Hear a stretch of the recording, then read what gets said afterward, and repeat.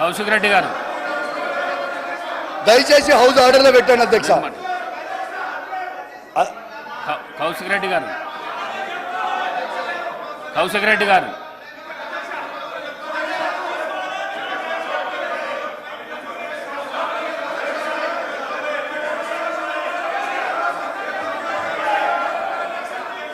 కౌశిక్ రెడ్డి గారు కౌశిక్ రెడ్డి గారు కౌశిక్ రెడ్డి గారు అధ్యక్ష అధ్యక్ష కౌశిక్ రెడ్డి గారు అన్నది తప్పేమనుందా అధ్యక్ష? 1 minute 1 minute 1 minute 1 minute. నేను కొత్త సభ్యులు సరే, నేను కౌశిక్ రెడ్డి గారిని కోరుతా ఉన్నాను ఒక గౌరవ మంత్రి గారిని ఆ విధంగా, దట్టు మహిళా మంత్రి గారిని ఆ విధంగా ఉద్దేశించి మాట్లాడటం సరికాదు. సరి చేసుకోండి, విత్డ్రా చేసుకోండి, క్షమాపణ చెప్పండి. ఈరోజు మేము ఎందుకు కోరుతా ఉన్నాడు, మొదటిసారి సరే మీరు ఏ చెప్దామని ఫ్లో ఆఫ్ లాంగ్వేజ్లో చెప్పుంటారు, దాన్ని సవరణ చేసుకోవాల్సిన బాధ్యత ఉండి ఏం తప్పు చేసినా అంటే అది కాదు. దయచేసి మా యువ మిత్రులను కోరుతా ఉన్నాను తప్పకుండా, ఎందుకంటే ఈ అసెంబ్లీ సమావేశాలకు సంబంధించి ఏ విధంగా మనం మాట్లాడాలి, ఈ సభకు సంబంధించిన గౌరవాన్ని ఏ విధంగా కాపాడే ప్రయత్నంలో పక్కనున్న మా కేటీఆర్ గారు కూడా చెప్తే బాగుంటుంది, పక్కనున్న పెద్దలు గోపీనాథ్ గారు చెప్తే బాగుంటుంది, అనుభవం ఉన్న మరి మహిళా పెద్దలు మాజీ మంత్రివర్యులు సబితా ఇంద్రారెడ్డి గారు కూడా చెప్తే బాగుంటుంది. కొత్త సభ్యులకు చెప్పాల్సిన ధర్మం మీ పైన కూడా ఉందని మీ ద్వారా వారికి తెలియజేస్తా ఉన్నా అధ్యక్ష. అధ్యక్ష నేను ఒక్క మాట మీరు ఎట్లా కనిపిస్తున్నారు చైర్కు మీరు ఎట్లా కనిపిస్తున్నారంటే యుద్ధానికి పోతారు చూడు అట్లా కనిపిస్తున్నారు. మీరు చేతులు గీతులు కిందికి దించి మంచిగా నీట్గా ఇది చేసి చెప్తే మంచిగా మహిళా మంత్రికి క్షమాపణ అధ్యక్ష చెప్పండి. ఓకే అధ్యక్ష పర్వాలేదు, I withdraw my words. If మహిళా మంత్రి గారికి ఏమైనా బాధ కలిగించుంటే ఐ విత్డ్రా మై వర్డ్స్. సమాచారం లోపం ఉంది అనేది ఇచ్చి నా ఆవేదన తెలియజేసిన. ఓకే అధ్యక్ష, అయిపోయింది. అధ్యక్ష దీంతో పాటు అధ్యక్ష ఇవాళ బస్సులు కూడా పెంచమని ఎందుకు చెప్తున్నానంటే మహిళలందరూ కూడా బస్సులలో పెట్టుకొని నిలబడి కొట్టుకుంటారు అధ్యక్ష. ఈ సోషల్ మీడియాలో ప్రతి దగ్గర వీడియోలు వస్తున్నాయి. వాళ్ళు కంఫర్టబుల్గా ఉండాలనే ఉద్దేశంతో మహిళలకి అద్భుతమైన సౌకర్యం కలగాలని ఒక గొప్ప ఉద్దేశంతో బస్సులు పెంచమని చెప్పినాం అధ్యక్ష. వీఆర్ ఫార్ బస్సెస్, ఫ్రీ మహిళలకి బస్సులు ఇవ్వడంలో మాకు ఎటువంటి అభ్యంతరం లేదు అధ్యక్ష. కానీ అదేవిధంగా ఆటో కార్మికులను కూడా దయచేసి డ్రైవర్లను కూడా కాపాడుకోవాలనేదే మా వాదన. నా వాదన తప్పేం లేదు. సో దయచేసి ఈ ప్రభుత్వం కూడా దాంట్లో ఆటో డ్రైవర్లను కూడా ఆదుకోవాలని నేను కోరుకుంటా ఉన్నాను అధ్యక్ష. దీంతో పాటు అధ్యక్ష 27 తారీఖున మా బీఆర్ఎస్ పార్టీ ఆఫీస్ నుంచి Som distilleries and beverages limited సెబీకి లెటర్ పెడతారు అధ్యక్ష. ఏమని పెడతారు అధ్యక్ష? Official permission from the state of Telangana to supply our re-owned beer brands. Dear sir and madam, we are pleased to announce that we have received official permission from the state of Telangana to supply our re-owned beer brands అని soan distilleries వాళ్ళు సెబీకి letter పెడతారు. దీనివల్ల ఆ రోజు stock కూడా పెరిగింది, వాళ్ళ stocks కూడా పెరిగినాయి. దాని తర్వాత 28 తారీఖుకి మళ్ళా మంత్రి గారు లెటర్ ఇస్తారు అధ్యక్ష, ప్రెస్ నోట్ రిలీజ్ చేస్తారు అధ్యక్ష. ఏమని రిలీజ్ చేస్తారు అధ్యక్ష? To address the above the MDBCL has responded on the offer of Som Distilleries of MP state to supply beer to the State Beverages Corporation. This said company is a supplier of IMFL to 22 states, UTs, military units since 2 decades అని చెప్తారు అధ్యక్ష. దాని తర్వాత ఏం చెప్తారు అధ్యక్ష? అదే press నోట్లో the government takes this prestigious presence as their pride. The above said Som Distillery is an Indian company. దాంట్లోనే మంత్రి గారు చెప్పారు అధ్యక్ష, my office was not aware of the day-to-day transactions of the corporation. As per the existing procedure, the above applications were not being placed for the minister's consideration. అని press note release చేశారు అధ్యక్ష. అంటే పాపం నేను మంత్రి గారు తప్పు పడతలేను అధ్యక్ష. ఇది ఎక్కడి నుంచి డైరెక్షన్ అయిందంటే మధ్యప్రదేశ్లో ఒక మాజీ ముఖ్యమంత్రి నుంచి ఈ ముఖ్యమంత్రికి డైరెక్షన్ రాగానే మంత్రి గారికి తెలియకుండానే పర్మిషన్ ఇచ్చారు అధ్యక్ష. ఇది నేను చెప్పలే అధ్యక్ష, ఇది చెప్పింది ఎవరు? ఇది నేను చెప్పలే అధ్యక్ష, ఇది చెప్పింది ఎవరు? అరే అధ్యక్ష, ఇదే కంపెనీకి అన్న ఒక నిమిషం, అలాంటి కంపెనీకి ఇక్కడ ఇవ్వడం చాలా బాధాకరం అధ్యక్ష. దీన్ని ప్రజలు కూడా అది కూడా మంత్రికి తెలియకుండా ఇచ్చారంటే ఎంత బాధాకరమో ఒకసారి ఆలోచించండి అధ్యక్ష. నేను ఒక సూచన, గౌరవ కొత్త సభ్యులు కనుక ఏదైనా ఆరోపణ చేసినప్పుడు స్పష్టతతో ఎవిడెన్స్తో పాటు గౌరవ మంత్రి గారు పత్రికా సమావేశాల్లో చెప్పడం జరిగింది, స్పష్టతతో చెప్పడం జరిగింది. ఈరోజు ఏ బ్రీఫ్కి సంబంధించిన అంశం విషయంలో పత్రికల్లో వచ్చిన దాన్ని స్పష్టంగా రాష్ట్ర ప్రజలకు ఏ విధంగా ఈ పర్మిషన్లు ఇవ్వలేదు అని స్పష్టత చెప్పిన తర్వాత మళ్ళా తిరిగి తీసుకొచ్చి ఒక మంత్రి గారిపై నేను కొత్తగా వచ్చిన శాసనసభ్యులు అధ్యక్ష ఆరోపణ చేసే ముందు ఒకసారి ట్రాన్స్పోర్ట్ మినిస్టర్ మీద మాట్లాడతారు, ఇంకోసారి ముఖ్యమంత్రి మీద మాట్లాడతారు, ఇంకోసారి మంత్రి గారి మీద మాట్లాడతారు. అరే రేపొద్దున మంత్రి సార్ నేర్చుకోమని చెప్తా ఉన్నాను అధ్యక్ష. మధ్యప్రదేశ్కు సంబంధించిన మాజీ ముఖ్యమంత్రితో మా ముఖ్యమంత్రి గారితో ఈయన చూసిండా? ఈయనేమైనా ఇన్నాడా? అప్పుడు కూడా ఆయన మా మంత్రి గారు ఇంకో మంత్రి గారితో పోయినప్పుడు ఈయనేమైనా ఇన్నాడా?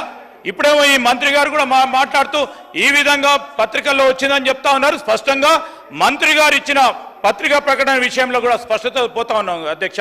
వారు ఏదైతే బ్రీవరీస్ గురించి మాట్లాడుతూ ఉన్నారో ఆ బ్రీవరీస్ సంబంధించిన అంశం విషయంలో కూడా మంత్రి గారు స్పష్టంగా పత్రికా సమావేశాల్లో కూడా చెప్పడం జరిగింది. దయచేసి నేను మా సోదరుని కోరుతా ఉన్నా, ఎందుకంటే బాగా ఉత్సాహంగా ఉన్నారు మీరు అన్నట్టు, ఇప్పుడే యుద్ధానికి పోయే క్రమంలో ఉన్నట్టు ఫ్రెష్గా మళ్ళా తయారై వచ్చారు. తప్పకుండా ఒక స్పష్టతతో పొండి. మీరు మొదటిసారి శాసనసభ్యులుగా అయినారు, మీరు కూడా ఎదగాలని మాకుంటుంది. మీరు ఎదగాలి, మీరు సైంటిఫిక్గా రీసెర్చ్ చేయాలి, దాని పరంగా ప్రభుత్వ పరంగా ఉన్న తప్పులను కూడా తప్పకుండా ఎలికి తీయాలి.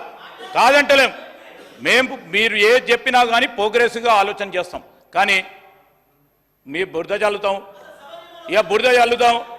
ఇక కాదు మీరు అందరు బురద చల్లుతాం, ఇక మీరే చూసుకోండి అంటే ఆ విధమైన వైఖరి సరికాదు. అయినా కానీ గౌరవ సీనియర్ శాసనసభ్యులు ఉన్నారు పక్కన, సరి అయిన దారిలో వారు మా కౌశిక్ రెడ్డికి ఈ విధంగా మాట్లాడాలని చెప్తలేరు. వారు తప్పు కాదు, కౌశిక్ రెడ్డి గారు తప్పు కాదు అధ్యక్ష, ఇది పక్కన కూర్చున్న కేటీఆర్ గారు తప్పు. వారి ప్రమేయంతోనే ఈ విధంగా మాట్లాడుతూ ఉన్నారు, వారి ప్రోద్బలంతో ఈ విధంగా మాట్లాడుతాను, వారి ప్రోత్సాహంతో ఈ విధంగా మాట్లాడుతాను అధ్యక్ష. దయచేసి వారి కొత్త శాసనసభ్యులను, నూతన శాసనసభ్యులను సరిగ్గా సభా సాంప్రదాయాల ప్రకారం వారికి నేర్పితే బాగుంటుందని మా అభిప్రాయం అధ్యక్ష. కౌశిక్ రెడ్డి గారు సభా అధ్యక్షుణ్ణి ఏకవచనంతో పిలువరాదు సభల, ఇదొకటి అధ్యక్ష. ఇలా ఆరోపణలు చేయడము ఆధారాలు లేకుండా మీరు కరెక్ట్ కాదు. ఈ వ్యాఖ్యలను రికార్డు నుంచి తొలగిస్తున్నారు అధ్యక్ష.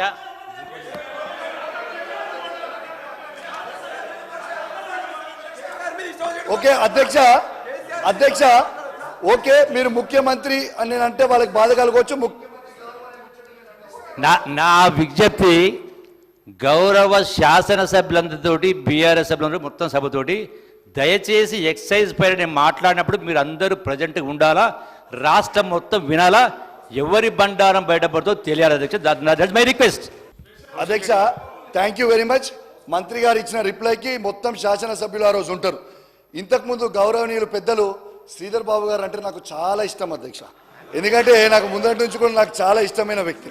తను ఎక్కువ అంటే నేను శ్రీధర్ బాబు గారిని ఎక్కువ అనలేను, ఎందుకంటే నాకు వ్యక్తిగతంగా చాలా మంచి పరిచయం, దాంతోపాటు నా సొంత అన్నలాగా నన్ను ఎప్పుడూ ట్రీట్ చేస్తూ ఉంటాడు. కానీ అధ్యక్ష తనకు కూడా మీ ద్వారా తెలియజేస్తూ ఉన్నాను, నేను ఏది కూడా అలిగేషన్ చేయలేదన్నా. ఇది సోమ్ డిస్లరీస్ వాళ్ళే ట్వీట్ చేసి వీళ్ళు సెబీకి పంపిరన్నా. మా నిజాయితీని మేము నిరూపించుకుంటాం. సత్యహరిశ్చంద్రుడు ఆ వంశంలోనే మేము ఉన్నాం.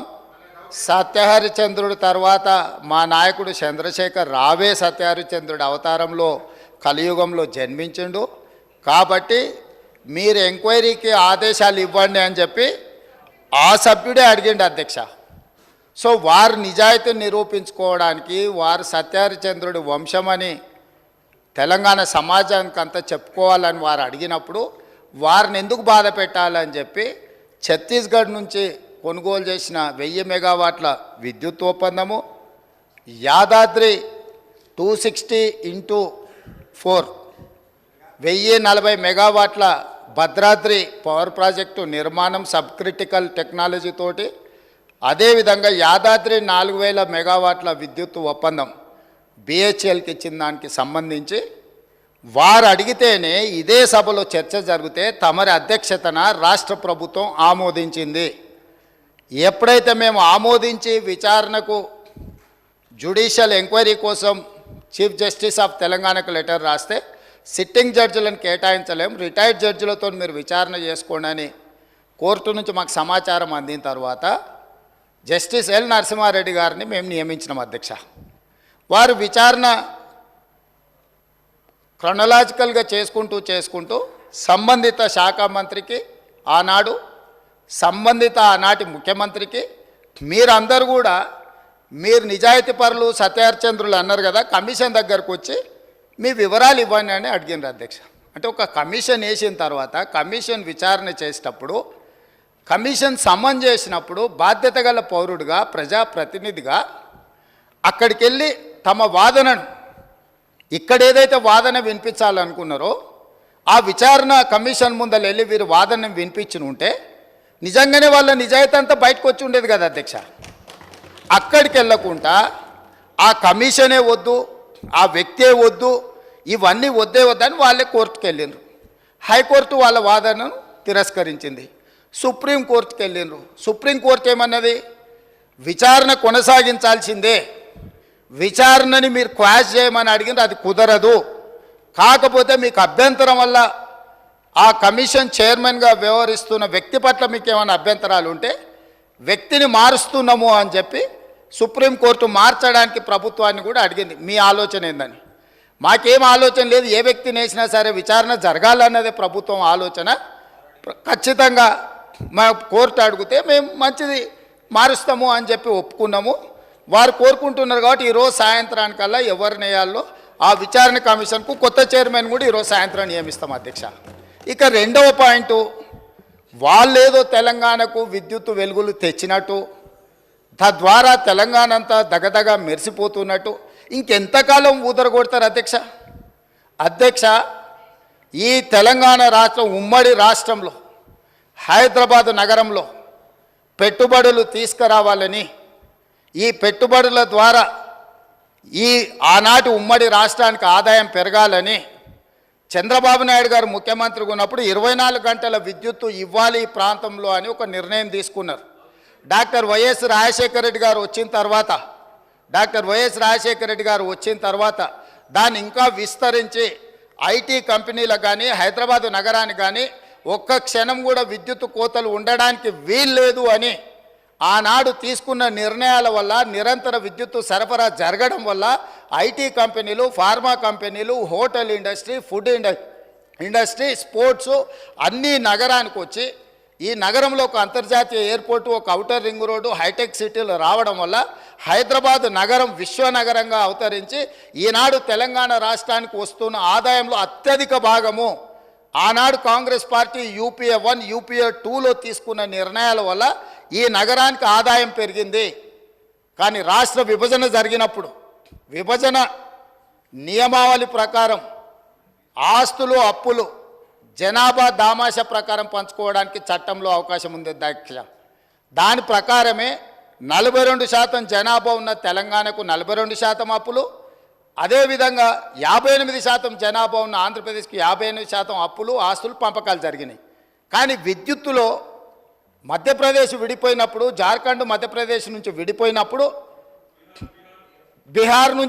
బీహార్ మధ్యప్రదేశ్ నుంచి కొంత ప్రాంతం విడిపోయినప్పుడు స్పష్టంగా ఛత్తీస్గఢ్, జార్ఖండ్ ఇవన్నీ రాష్ట్రాలు ఏర్పడినప్పుడు ఒక సమస్యను ఎదుర్కొన్నారు.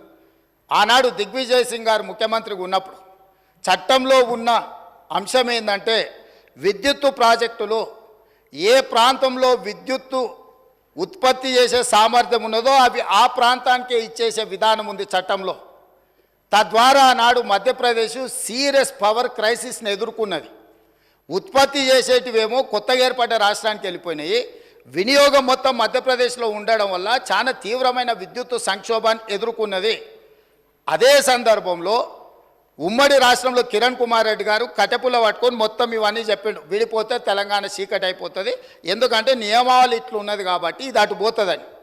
అప్పుడు తక్షణమే తెలంగాణ ప్రాంతం నుంచి పార్లమెంట్ సభ్యులు ఇక్కడనే ఉన్నారు, పొన్నం ప్రభాకర్ గారు, రాజగోపాల్ రెడ్డి గారు, అదేవిధంగా వివేక్ గారు, వీళ్ళందరూ కలిసి నిజంగానే ఈ విధానం వల్ల తెలంగాణకు నష్టం జరుగుతుంది, ఈ ఉత్పత్తి చేసే సామర్థ్యం అంతా ఆంధ్రప్రదేశ్లో ఎక్కువ ఉంది, తెలంగాణలో తక్కువ ఉంది, అందుకే తెలంగాణ ఉద్యమం వచ్చింది కాబట్టి ఈ విధానంతో ముందుకు వెళ్తే తెలంగాణకు నిజంగానే చీకటి రోజులు వస్తాయి, దీన్ని సరిదిద్దాలి అని చెప్పి వీళ్ళందరూ కలిసి ఆనాడు కేంద్ర మంత్రి జైపాల్ రెడ్డి గారి దగ్గర వెళ్ళి కూర్చున్నారు అధ్యక్ష.